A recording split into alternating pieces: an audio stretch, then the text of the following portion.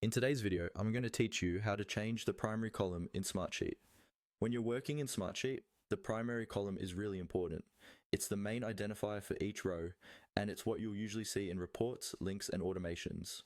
So setting the right primary column can make your sheet much easier to read and manage.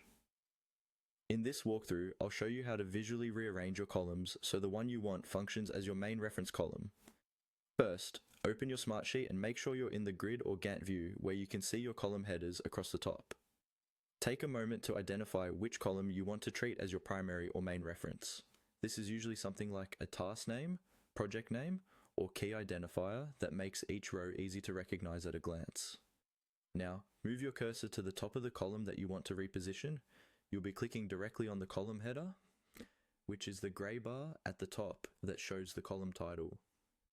Hover over that header until your cursor changes to indicate that you can select the whole column, then click once. You should see the entire column become highlighted, confirming that it's selected. With the column selected, you're ready to move it. Click and hold down your mouse on that same column header. While keeping the mouse button held down, start to drag the column left or right along the row of headers. As you drag, you'll see a visual indicator that shows where the column will land when you let go. This helps you line it up exactly where you want it. If you want this column to act as your main reference, drag it all the way to the left side of the sheet so it becomes the first column you see. This position makes it act like your primary identifier column in day-to-day use because it's the first thing you and your collaborators will notice when looking at each row. Once you've dragged the column into the position you want, release the mouse button.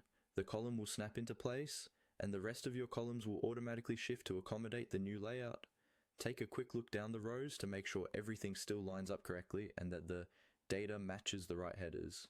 If it doesn't feel quite right, you can repeat the same process and drag the column again until you're happy with the arrangement. This simple drag and drop method is an easy way to visually change which column you want to act as your main reference in Smartsheet.